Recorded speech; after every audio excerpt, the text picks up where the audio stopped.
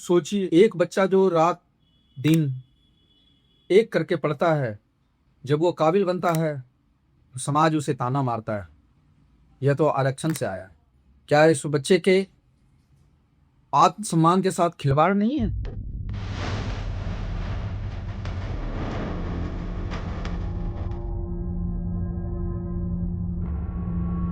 नमस्कार दोस्तों, मैं श्याम सिंह पेहार मतलब की बातें में आपका स्वागत है। आज मैं जिस विषय पर बात करने आया हूं वह सिर्फ एक नीति का सवाल नहीं, यह इस देश के हर उस बच्चे के भविष्य का सवाल है जो गरीबी में पैदा हुआ, चाहे वह किसी भी जाति का हो।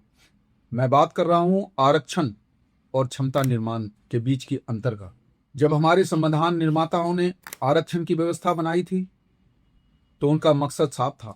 यह एक अस्थायी कदम था ताकि सदियों से सामाजिक असंतुलन को ठीक किया जा सके।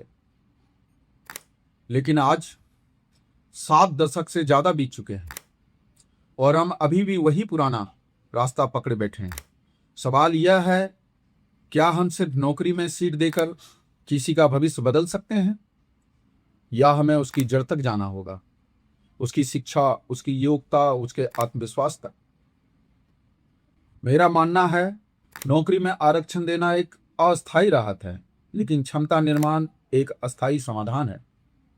सोचिए, अगर हम एक दलित बच्चे को बचपन से ही अच्छी शिक्षा दें, पढ़ाई में मार्गदर्शन दें, उनकी भाषा और सामाजिक माहौल के हिसाब से सही सहारा दें, तो वह बच्चा खुद अपनी मेहनत से, अपने अंक से समान वर्ग के बच्चों के बराबर खड़ा हो सकता है। वह आरक्षण की बैसाखी लेकर नहीं, बल्कि अपनी क्षमता के बल पर आगे बढ़ेगा। और जब वह ऐसा करेगा तब समाज में जो ताना मिलता है यह तो आरक्षण से आया है, वह भी खत्म हो जाएगा। यही असली समानता है। इसके उलट जब हम सिर्फ सीट दे देते हैं बिना क्षमता निर्माण के, तो 2 नुकसान होते हैं।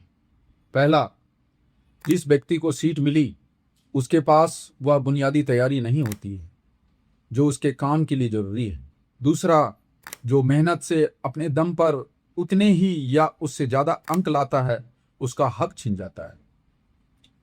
और जब बात हो डॉक्टर जैसे पेशे की, जहां एक गलती किसी इंसान की जान ले सकती है, तो यह सिर्फ एक नियम का सवाल नहीं, एक जिम्मेदारी का सवाल बन जाता है। यहां मैं एक बात स्पष्ट कर दूं, क्योंकि गलत जानकारी समाज में बहुत फैलती है। कुछ दिनों पहले यह खबर तेजी से फैली थी कि -40 अंक लाने वाले भी डॉक्टर बन जाएंगे। यह पूरी तरह सही नहीं है। यह मामला मेडिकल की शुरुआती पढ़ाई का नहीं था जहां कोई पहली बार डॉक्टर बनता। यह उन डॉक्टरों का मामला था जो पहले से डॉक्टरी की पढ़ाई MBBS पूरी कर चुके हैं, और सिर्फ आगे की विशेष पढ़ाई की दाखिले की पात्रता का स्तर बदला गया था ताकि पढ़ाने वाली सीटें खाली ना रहे। और यही मेरा मुख्य मुद्दा है, चाहे वह शुरुआती पढ़ाई हो या आगे की पढ़ाई।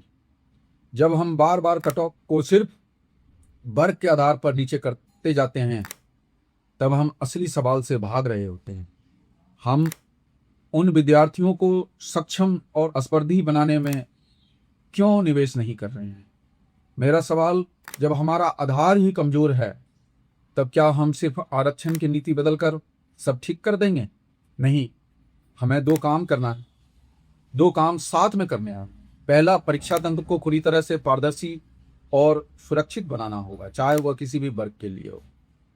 दूसरा, हमें दलित और पिछड़े तबके के बच्चों में बचपन से ही इतना निवेश करना होगा कि उन्हें किसी छूट या रियायत की जरूरत ना पड़े, वो खुद अपने दम पर समान वर्ग के बराबर आ सके। इसमें सरकार की भूमिका बहुत बड़ी है। प्राथमिक स्कूल का अच्छा ढांचा, मुफ्त और बेहतरीन मार्गदर्शन केंद्र, दलित बहुल इलाकों में छात्रवृत्ति जो सिर्फ पैसे ना दे बल्कि सही दिशा और मार्गदर्शन भी दे, और सबसे जरूरी, समाज की सोच में बदलाव, ताकि किसी भी बच्चे को आरक्षण वाला कहकर उसकी मेहनत को छोटा ना दिखाया जाए। अंत में मैं इतना ही कहना चाहूंगा, आरक्षण ने अपना काम किया था, उसकी जरूरत थी और उसका योगदान हम नकार नहीं सकते।